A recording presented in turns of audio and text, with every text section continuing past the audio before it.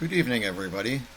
Tonight I want to do a review of my top, actually 13. It was going to be a top 10, but there were too many.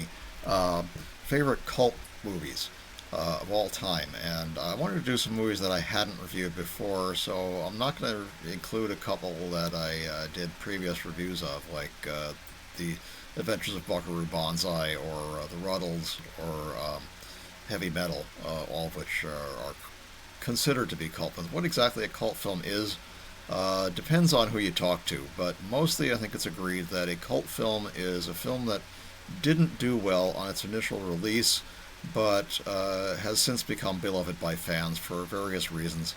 The primary example being the Rocky Horror Picture Show, which flopped when it was first released, but took off when an executive at Fox decided that maybe they should try it as a midnight movie, and the rest is history, as the saying goes. Other cult movies include Phantom of the Paradise, which I've also done a separate review of, so I'm not going to do that one. Anyway, here are my top 13 favorite cult movies. The first one is Liquid Sky from 1982, directed by Ukrainian director Slava Zuckerman, and also written by Slava Zuckerman and Annie Carlisle. Or I'm sorry, Paula Shepard, who's in the movie, and it stars primarily Anne Carlisle, Paula Shepard, Susan Dukas, and Otto Van Werner. Um, Anne Carlisle plays both Margaret and Margaret's rival Jimmy, which is kind of interesting because the movie has a lot of LGBT themes, and the main character is bisexual. Um, but it's kind of a strange science fiction movie about a very small UFO about the size of a dinner plate lands across the roof from Margaret's apartment. And Margaret and her friend Adrian, played by Paula Shepard, are lovers. And they both work at this club where Paula Shepard is a performance artist, and Margaret is a fashion model, and they put on these kind of punk fashion shows. And it starts with one of these shows, and then they come back after the end of it, and they're shooting heroin, and or I should amend that. Only Adrian is shooting heroin, and some strange things begin to happen. Um, Margaret throughout the movie is sort of the target of lust of various people, both men and women, and this has some odd results. Otto von Werner, who plays Professor Johann, um, has seen the UFO land from the top of the Empire State Building. He wants someplace to observe uh, the UFO. And there's an apartment that's adjacent to the landing site, owned by Sylvia, who I believe is the mother of the character Jimmy. Um, she and Jimmy have some sort of conflict because he's always asking her for money for heroin. She doesn't want to give it to him, but she always ends up relenting. Um, and Dr. Werner knocks on Johann rather knocks on her apartment and says, "Do you have a telescope?" She says, "Yes, I do." He says, "Well, I'd like to, observe it." And he shows her the UFO. She says, "That's a UFO?" And he says, "Yes." She says, "Well, how does anybody fit in there?" He says, "What makes you think the aliens have bodies?"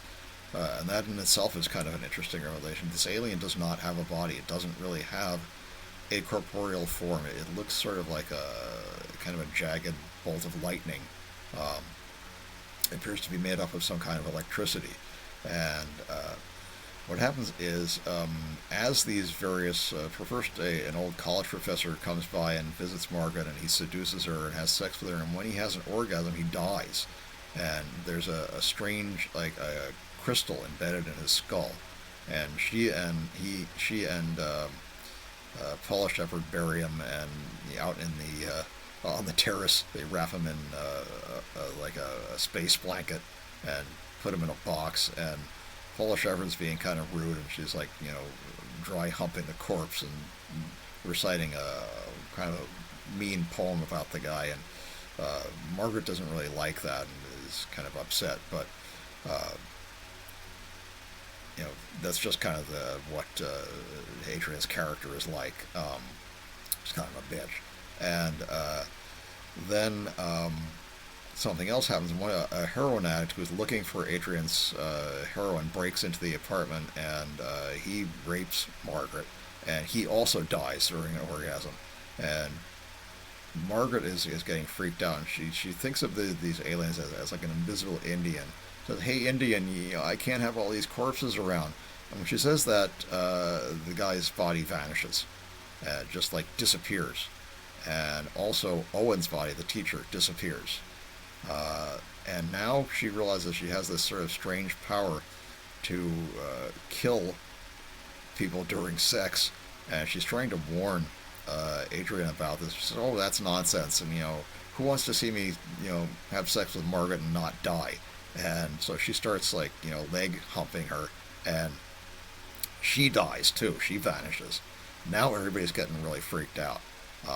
And they don't know what's going on. And all these, people who are putting on these like punk fashion shows are kind of like, these sort of jaded characters. And Margaret gives this, kind of interesting speech about, how, first she thought that her prince was going to come and he was going to be a lawyer, and they'd go off and live in the suburbs and, have barbecues every weekend, and that was boring. So instead, she decided to become free and equal. And says to become free and equal, you have to sleep with women instead of men. Men will never step on you again. Women will. That was great. And then she said, "Oh, you could be androgynous." She says, "Here I am. I'm more androgynous than David Bowie himself. But what good does it do me? Because all my lovers die." And he gives this really interesting speech. Um, I won't spoil the ending for you, but there's a very surprise ending, and things don't go exactly as you thought they would. And it's really highly interesting, and I enjoyed it a lot, and I do suggest watching it. Number two is Repo Man from 1984, one of my favorite cult movies.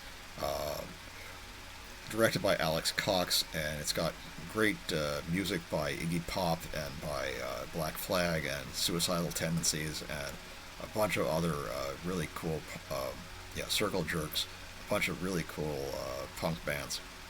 And it stars Emilio Estevez, Harry Dean Stanton, Olivia Barash, Jennifer Balgovan, Dick Rude, who's a punk rocker, Angela Pettyjohn, and Tracy Walter is a great character called Miller as this kind of acid head. Vanetta McGee, a fellow Repo Man, Susan Barnes, Cy Richardson, Fox Harris is a mad scientist. And the plot is kind of crazy about this Chevy Malibu that they're looking for that supposedly has 4 dead alien bodies in it, recovered from Roswell. And everybody's looking for this car, including rival Repo Man throughout the movie. Otto is just a punk rock kid who's recruited by Bud, played by Harry Dean Stanton, to repo a car for him, and he doesn't want to do it, but eventually he does. And he says, "Screw that, I don't want to be a Repo Man." And Vanessa McGee hands him a $20 bill and says, "Too late, you already are." From then on, Bud's trying to take Otto under his wing and teach him the repo code, and how to live as a repo man. It's very funny. Got a lot of great quotable lines, like the famous the speech by Miller where he says, people don't realize that there's this whole, layer of subconsciousness that underlies everything. It says, like, somebody will be, like, say you're thinking of a plate of shrimp. Somebody will say plate or shrimp or plate of shrimp out of the blue. No reason for it, and no reason to go looking for one. And later on, you see a sign on the side of a restaurant that says special plate o shrimp, which I thought was great. There's an exchange between Otto and his alleged girlfriend, a girl who he started seeing, who's part of the UFO network that's looking for these aliens in the trunk of this car. And he, at the end of the movie, gets into the car with Miller. Miller can't drive, and he's going to drive this car like a spaceship. And she says, "Hey, what are you doing? I'm supposed to get in this car. What about our relationship?" And Otto says, "What?" She says, "What about our relationship?" Otto says, fuck that. She says, screw you, I'm glad I tortured you. I thought that's a great line. It's just the whole movie is full of great quotable lines and funny stuff like, the life of a repo man is always intense. And just, terrific things. Blanks get the job done too. That's like another great line. Just, crazy. Like I said, Fox Harris plays a mad scientist who kind of goes nuts in the end. And just highly recommended. It was, like I said, directed by Alex Cox, produced by Mike Naismith of the Monkees, by his company. Number 3 is a movie that's so bad it's actually good. It's The Astro Zombies from 1968, directed by Ted V. Michaels and written by Ted V. Michaels and Wayne Rogers. And yes, that Wayne Rogers, the guy who was on MASH as Trapper John. It stars Tura Satana, Wendell Corey, John Carradine, and a guy named Rob Wilmoth as the quote-unquote Astro Zombie. And again, the plot doesn't make a whole lot of sense, but it's about John Carradine was a scientist who was fired from a top-secret project that was trying to engineer kind of bioengineered astronauts with like an artificial liver, artificial pancreas, artificial lungs, so they could survive in outer space without being subjected to deadly radiation. Now, something went wrong with the experiments, and instead of creating a astronaut, he created a kind of a monster with the worst Halloween-looking mask you've ever seen that looks like it cost about 5 cents. And actually, at one point, he has 3 eyes on the top of his head. And to quote-unquote recharge his solar cells, he actually takes a flashlight and points it at his head. He's walking around with this flashlight. I just cracked up when I saw that. Great opening graphics of a bunch of toy robots shooting at each other with their little flashing, lights. And really silly, great, terrible dialogue. John Carradine, chews the scenery like mad as this scientist. And Tura Satana puts a cigarette out in a guy's face. Just some, terrific stuff. Very silly, very funny, and I highly recommend it. Don't bother with the sequels; they're just garbage. 4 is another kind of a parody, a sex comedy called Invasion of the Bee Girls, and that's B-E-E, as in Bumblebee, not B like the letter. From 1973, directed by Dennis Sanders, written by Nicholas Meyer and Sylvia Schneebel. And apparently, it was rewritten while Nicholas Meyer was on vacation. When he saw the rewrites, he asked to have his name taken off the script, but his agent said, "Hey, you need a credit," so he left it on there. It stars the very beautiful Anitra Ford, Victoria Vitri, William Smith, Katie Saylor, Sid Kaiser, and Wright King. And it's a story about a small town in California where there's a science lab, an agricultural lab, and strange deaths begin to occur. Men are having heart attacks during sexual intercourse, and nobody can figure out why. And apparently, a government agent is sent to investigate, and he talks to people up at the lab and finds out that there's a lot of wife swapping and sex games kind of going on between these scientists, and that doesn't really give him much of a clue. And another couple of deaths occur, and finally the sheriff puts a moratorium on sex, which nobody is happy with. But there are all these women are going around, and they all kind of look alike. They all have dark sunglasses, and they wear these white bodysuits and boots, and they're kind of acting strangely. And eventually it's revealed that what's going on is these women are through a process of both being covered in what looks like royal jelly and being subjected to intense radiation. These women are being turned into literally living queen bees. But the problem is the radiation has made them sterile, so that while they have the drive to mate, they cannot reproduce, so they're just driven to mate over and over and over again. And just as in a real queen bee, when they're finished mating, their mate dies. So that's what's happening. It's played up for laughs. It's not taken seriously. And again, very, very good, and I highly recommend it. Number 5 is a movie that most people haven't heard of. It's from 1989, sorry, and it's Lobster Man from Mars. directed by Stanley Sheff, and starring Tony Curtis, Deborah Foreman, Patrick McNee, Dr. Demento as the narrator, and Billy Barty. And it's a wacky story that's similar in some ways to The Producers. Tony Curtis plays a film producer who owes a lot of money in taxes, and he's looking for a project that's so bad that he can take a huge tax write-off from it. And he contacts this young man, and he has this movie that he's making called Lobster Man from Mars, which is a parody of 1950s science fiction movies like Mothra and Godzilla and things like that. But it's about the king of Mars has realized that Mars is running out of air, so he sends his top assassin, the Lobster Man, who's part man, part lobster, to steal Earth's air and bring it to Mars.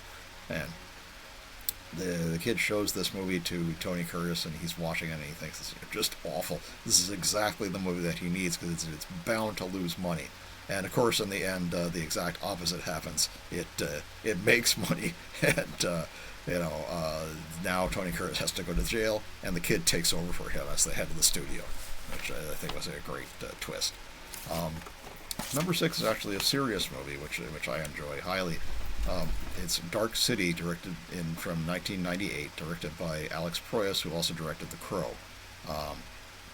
Stars Rufus Sewell, Jennifer Connelly, William Hurt, Kiefer Sutherland in a fantastic role, Richard O'Brien, who's also very good, Ralph Richardson, who's also wonderful, and the beautiful Melissa George, who currently plays Vina on Star Trek Strange New Worlds.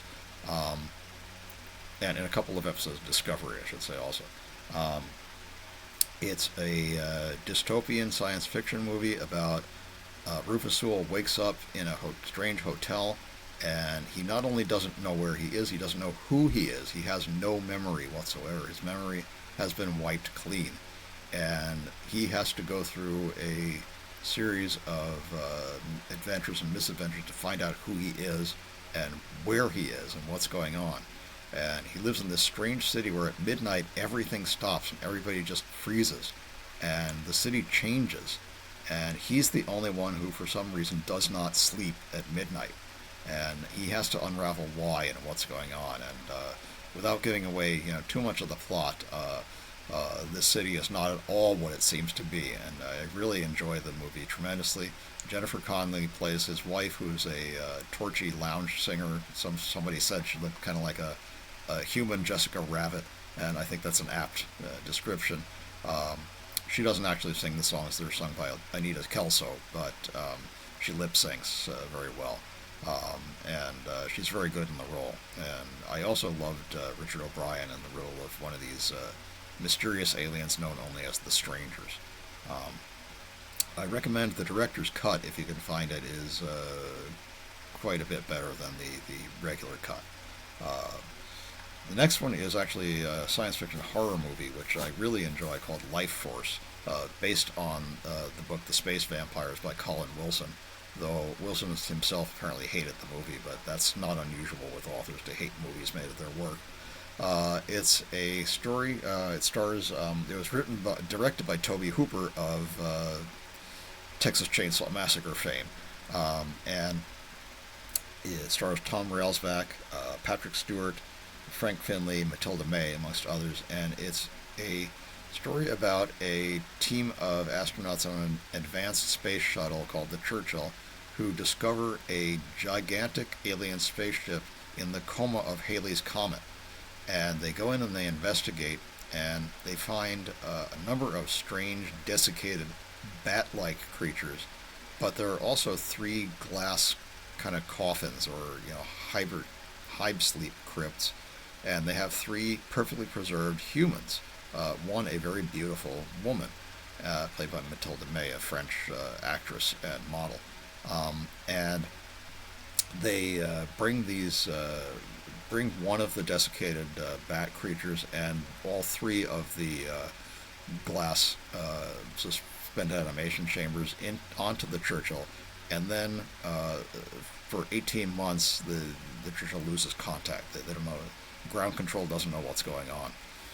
They make re-entry, and apparently Steve Railsback is the only one who has survived, and playing a character named Carlson, he is the only one who survived from the crew, and he doesn't remember anything. He doesn't remember what happened. They're investigating him, interrogating him rather, and trying to figure out what's going on. They have taken the hive crypts into this space center in London, and they're trying to figure out, what these creatures are. When the girl wakes up, and she literally sucks the life force out of one of the guards who's standing over her, and he turns into a desiccated skeleton. He bursts into dust. There's nothing left. And that's the power that these aliens have. They're vampires, but in a different sense. They don't drink blood. They actually take in the life force of others to sustain their own life and remain young. And the two males escape as well, kill a couple of guards, and now they've got a real crisis. They have to find the girl, and they have to find these other two males and destroy them if they can. Well, a terrible, series of deaths occurs, and the SAS is brought in. They start a story that it's a plague, and they want to quarantine London, and they're chasing these aliens. And I won't give away too much of the plot, but it's very interesting and intriguing, and the sort of romance between Steve Railsback and Matilda May as quote unquote the girl. That's all she's known as, is the girl. Is very well done. Number 8 is a film that a lot of people don't like, but I do. It's called Donnie Darko from 2001, directed by Richard Kelly. And it stars both Jake Gyllenhaal and Maggie Gyllenhaal. Also Drew Barrymore, Patrick Swayze, Mary McDonnell, Seth Rogen, and Catherine Ross. And it's about a boy named Donnie Darko. And one day a jet engine crashes into his house and almost kills him. If he had been in his room, he would have been killed, but he wasn't for some reason. And they set about, investigating it, and suddenly he starts seeing this character who's like a giant rabbit, but he's very menacing. He's not like Harvey. He's a scary rabbit. And he tells him there's only 28 days left. He says, "What do you mean there's 28 days left?" And he said, "Well, you have to figure that out. I can't tell you." And he starts realizing that things are wrong. Time seems to be functioning incorrectly, and he's remembering things that he shouldn't, and people are acting weirdly, and he has to unravel sort of a mystery. And again, without giving away too much, things don't turn out the way you expect them to. Very well written, very well directed, terrific soundtrack. I love the soundtrack to that movie. Again, highly recommend it. Number 9 on my list is another horror movie, but it's from way earlier, and that's The Vampire Lovers from 1970, one of my favorite Hammer films. It was directed by Roy Ward Baker, written by Tudor Gates. Stars the beautiful Polish actress Ingrid Pitt as Carmilla Karnstein, and Peter Cushing, and Madeline Smith, Pippa Steele, Kate O'Mara, who most people know as the Ronnie from Doctor Who, Renegade Time Lord, and Kirsten Lindholm as a beautiful blonde vampire, Dawn Adams as the mother of Carmilla, and it's based on the Carmilla by J. Sheridan Le Fanu, an Irish writer who wrote a very sexy vampire story 26 years before Bram Stoker wrote Dracula. It was written in 1872. It's brilliantly acted, brilliantly directed. It's got some great, sexy scenes, and a very fantastic story. And it pretty much follows the novel almost word for word in some places. I think it's the best adaptation. There have been several adaptations of Carmilla, but I think this is the best one. And I like to watch it at Halloween. It's kind of my Halloween ritual. Another Hammer movie that I like is kind of unofficial in my list, but I'm going to list it anyway, and that's Blood from the Mummy's Tomb. It's funny that funny title, because there's no blood, there's no mummy, and there's no tomb. But it's adapted, I should say, from Bram Stoker's novel, The Jewel of Seven Stars. Well, that's a boring title for a horror movie. So I think, Blood from the Mummy's Tomb sounds a lot more terrifying than The Jewel of Seven Stars. Anyway, it was from 1971, again from Hammer Films, and it was directed by Seth Holt and Michael Carreras, and It stars the beautiful Valerie Leon, who was also a Bond girl, very curvaceous woman. Andrew Keir, who most people know as Professor Quatermass from the Quatermass films. James Villiers, Aubrey Morris, who was in A Clockwork Orange as the kind of creepy counselor. Rosalie Crutchley, Hugh Burton, and George Coulouris, who was one of my favorite actors. And it's about an ancient Egyptian queen who was apparently so evil that her name was erased, and her right hand was chopped off by her own priests for some reason. We don't know why. But that hand contained a very strange ring, which, when he looked at it, it sort of had an image of the Big Dipper, which at the time was known as the Wannon Plough, not the Big Dipper. Um, and slowly we start becoming familiar with the fact that this girl, Margaret Trelawney, bears something of a resemblance to Queen Tira and starts acting like Queen Tira, especially as more artifacts are brought from Queen Tira's tomb into her father's home. And she starts recognizing them and begins performing these rituals that will basically bring Queen Tira back to life. Very exciting, very interesting movie. I really, again, highly recommend it. This would actually be number 11 on my list, is one that I think very few people have even heard of, much less seen. The definition of a cult film, because when it was only released in 2 theaters, and it made a total of $2,436 during its entire release, which was 2 weeks. And then it went straight to video. The Ghastly Love of Johnny X from 2012. Directed and written and produced by Paul Bunnell. It's kind of a musical parody comedy, parodying movies like It Came from Outer Space and Teenagers from Outer Space and The Wild Ones. It's about a guy named Johnny Xavier, who is banished from his own planet to Earth because he and his compatriots are rebels and they don't conform with society. And so they're banished to Earth, and they kind of form a motorcycle gang. And Will Keenan is Johnny Xavier. Creed Batten plays this character who's kind of like Elvis Presley, called Mickey O'Flynn, the man with the grin. And Deanna Joy Brooks plays his Johnny's ex-girlfriend. And Les Williams plays a soda jerk who she kind of falls for. And Reggie Bannister plays a rival in this gang. And Paul Williams plays a great character called Uncle Quilty, who's kind of a late-night talk show host who's kind of creepy. And he does a great job playing that character. There's music, there's some goofy songs, there's some really weird twists. One of the things we find out is that Johnny has stolen what's called the resurrection suit. And he only has the glove to it, and his girlfriend has the rest of it. And she's hiding it from him, and he's trying to get it back. And that's one of the subplots. And the other one is that this guy, Mickey O'Flynn, dies before he's going to do his final concert tour. And his promoter wants Johnny to use the resurrection suit to bring Mickey back to life. And that has some interesting consequences, which I won't spoil for you. Number 11 on my list, the only one that I actually have a physical copy that I can show you, is Yesterday Was a Lie. Directed and written by James Kerwin, and starring Kipley Brown, Chase Masterson, Peter Mayhew, yes, the guy who played Chewbacca, that Peter Mayhew, Mick Scriva, and John Newton. It's both a film neo-noir and a science fiction movie.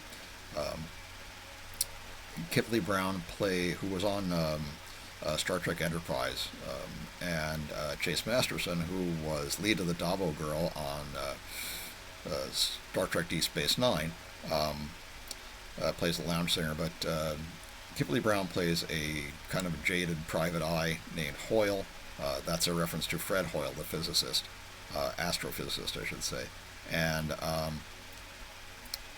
she's looking for this guy named John Dudas, who has apparently disappeared. And a lot of weird phenomena occur, like streetlights tend to go out when she walks under them for no apparent reason.